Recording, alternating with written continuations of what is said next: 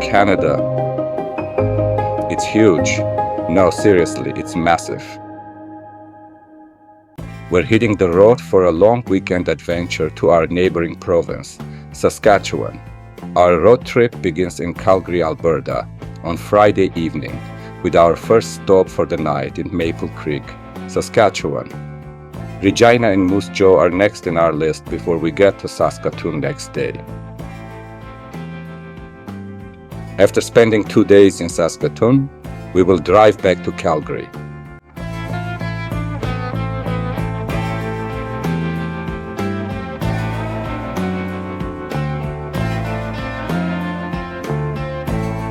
We drive east into the vast Canadian prairies,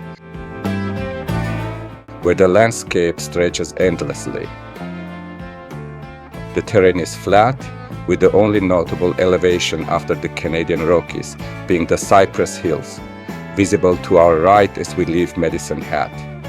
The road ahead is straight and level, flanked by endless fields and towering grain silos.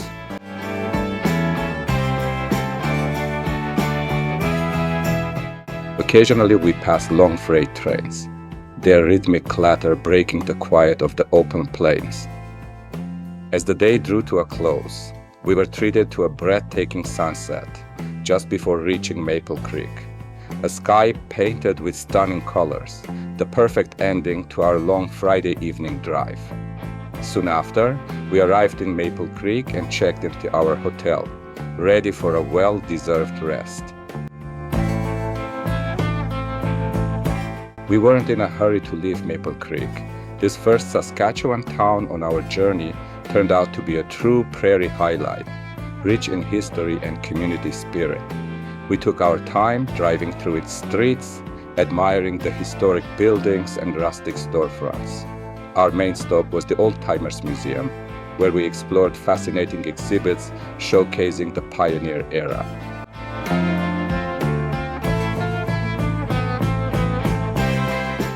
For those with more time, Maple Creek offers other places to explore, like the Jasper Cultural and Historical Center, local shops, and cozy cafes that make Maple Creek a perfect introduction to the prairies.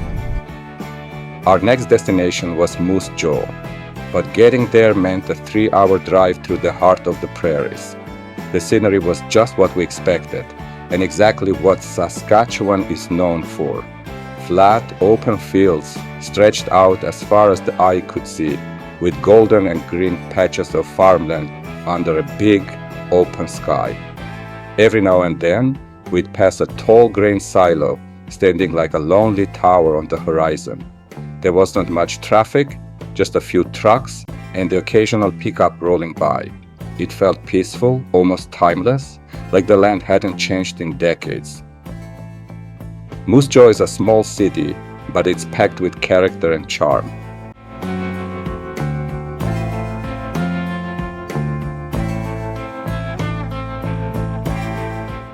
As soon as we arrived, we were greeted by one of its most famous residents, Mac the Moose. He's a giant statue, over 30 feet tall, proudly standing near the highway. People love to stop for a photo, and honestly, we couldn't resist either. He's become a bit of a Canadian icon.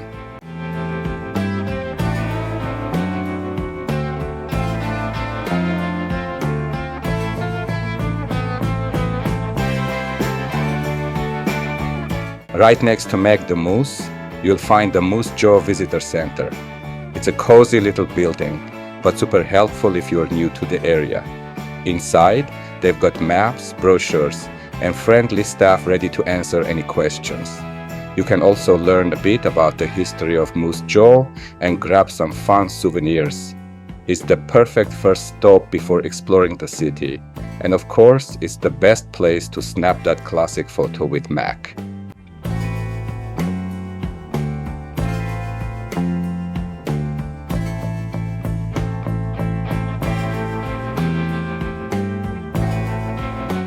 Not far from there is the heart of the city, downtown Moose Jaw.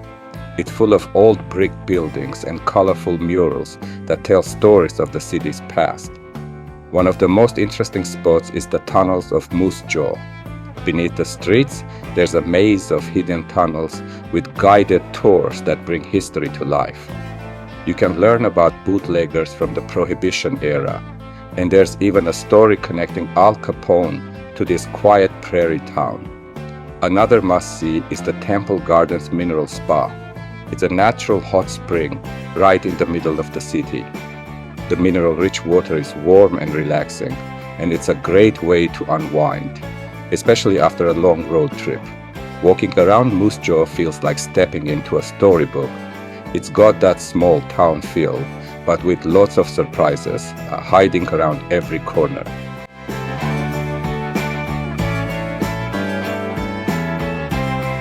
Next, we made it to Saskatchewan's capital city, Regina.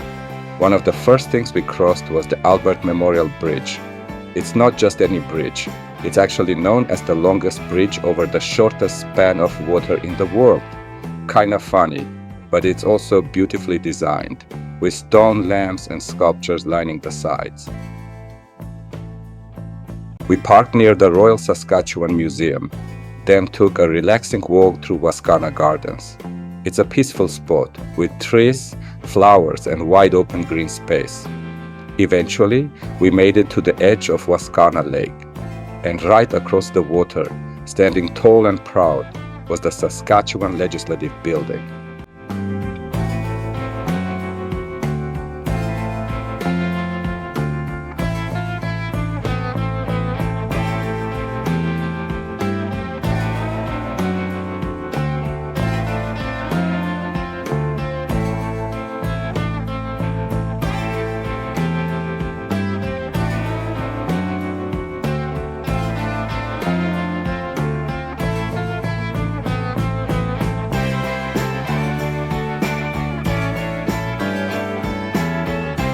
On our walk there, we were greeted by a bunch of Canadian geese just doing their thing, hanging out, waddling around like they owned the place. It added a fun, very Canadian touch to the whole experience.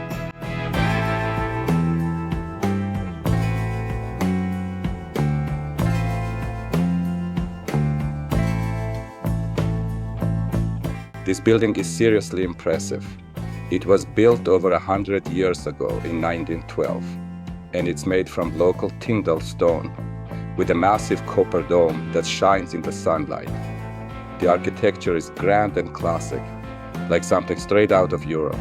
Inside there are marble floors, giant pillars, and beautiful stained glass windows. You can take guided tours to learn about Saskatchewan's government and history, and even catch a glimpse of where all the big political decisions are made.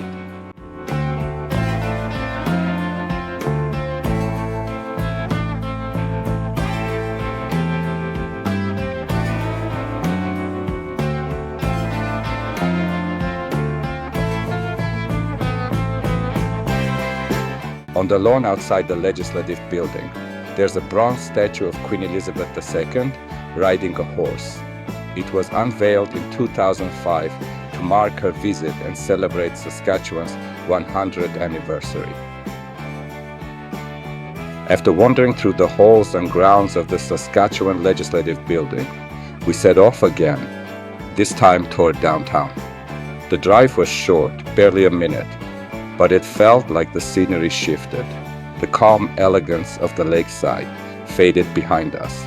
As we approached, the skyline rose modestly, nothing towering, but with a character. Old brick buildings stood shoulder to shoulder with modern glass facades, like pages of history sharing space with the present. Downtown Regina isn't loud, it doesn't demand your attention. Instead, it invites you to slow down, to listen heartbeat of a city that's comfortable in its own way.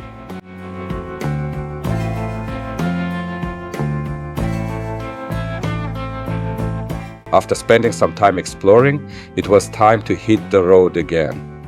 The glass buildings of downtown faded away, replaced by the quiet charm of suburban neighborhoods.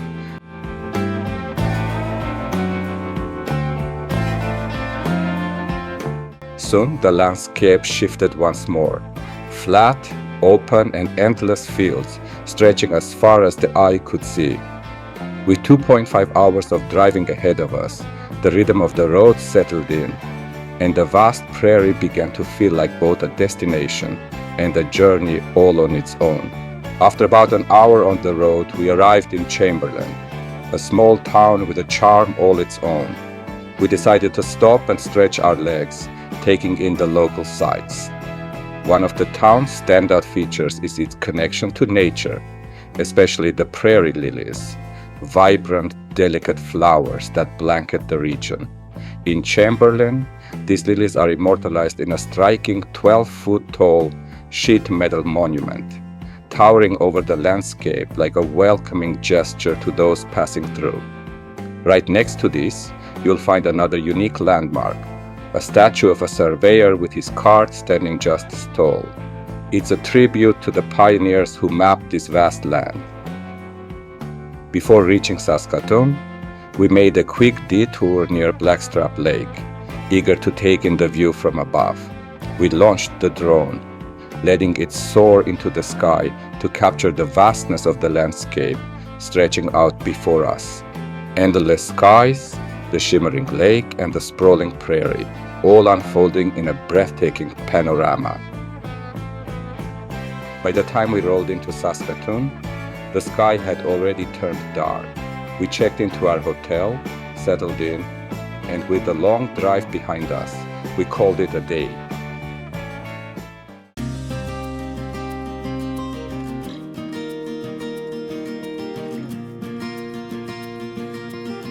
The next morning, we stepped out into the crisp prairie air and made our way down to the banks of the South Saskatchewan River.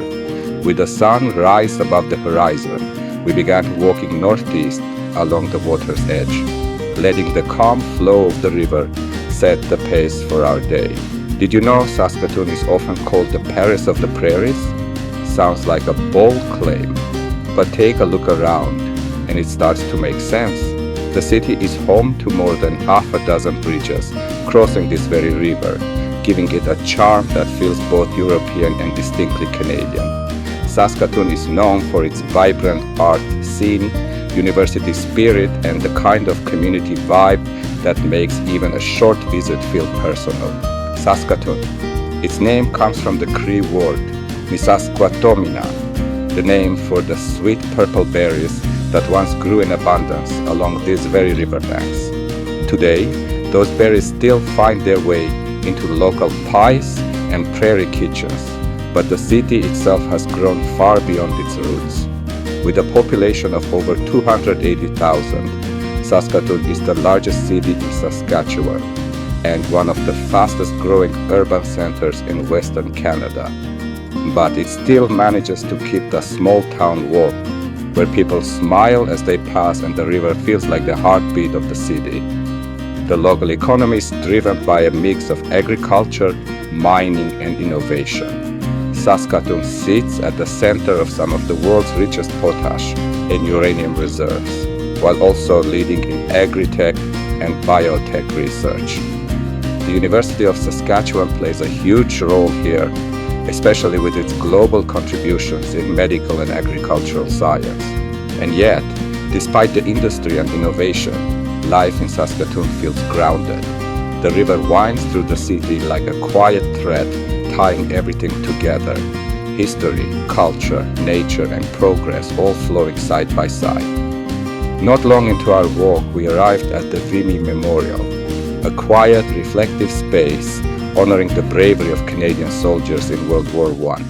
From there, we continued along the river path and soon found ourselves behind one of the city's most iconic landmarks, the Delta Hotel's Bessborough. With its castle-like architecture and grand presence, it looks like something straight out of a fairy tale, watching over the city since the 1930s.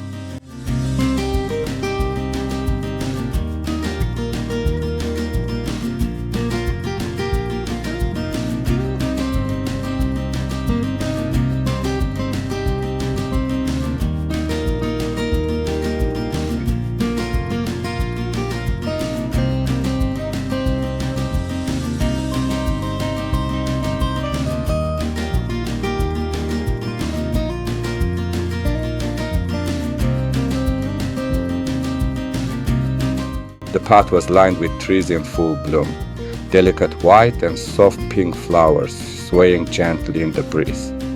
It felt like spring had painted the city in pastels.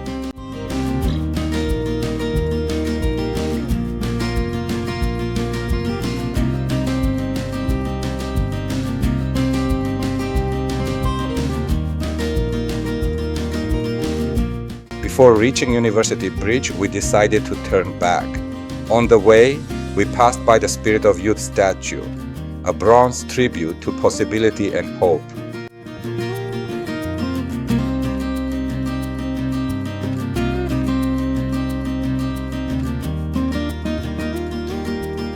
Just a few steps later, we ran into some local residents, Canada geese.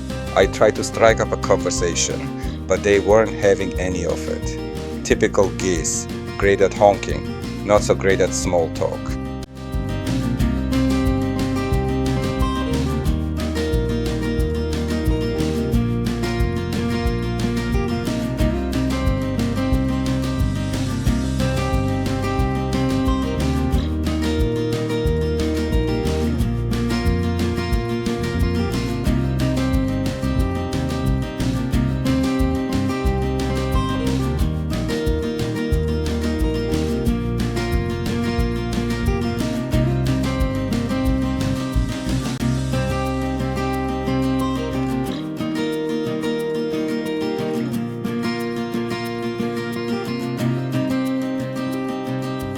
We decided to grab a cup of coffee from the iconic Canadian coffee house, Tim Hortons.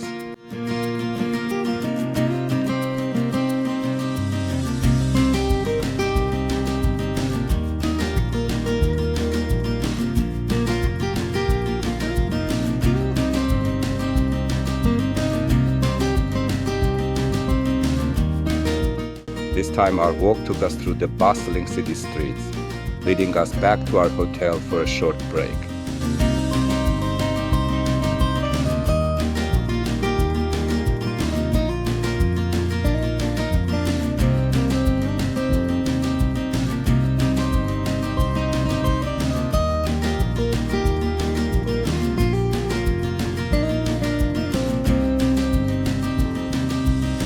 The second part of our riverbank walk led us southwest, through River Landing, and toward the calm greenery of Victoria Park.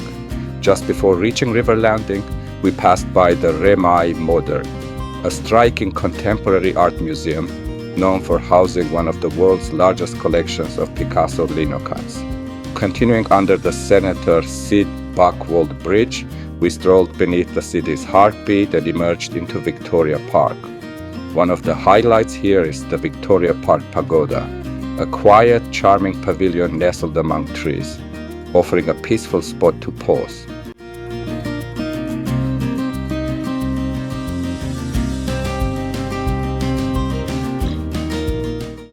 On our way back, a beautiful old brick building caught our eye, the A.L. Cole Pump House. Once a vital part of Saskatoon's early waterworks, it now stands as a preserved piece of industrial heritage. To our left, we pass the Spirit of Alliance statue, an abstract sculpture symbolizing unity and reconciliation between cultures, created to honor Indigenous and non-Indigenous partnerships in the community.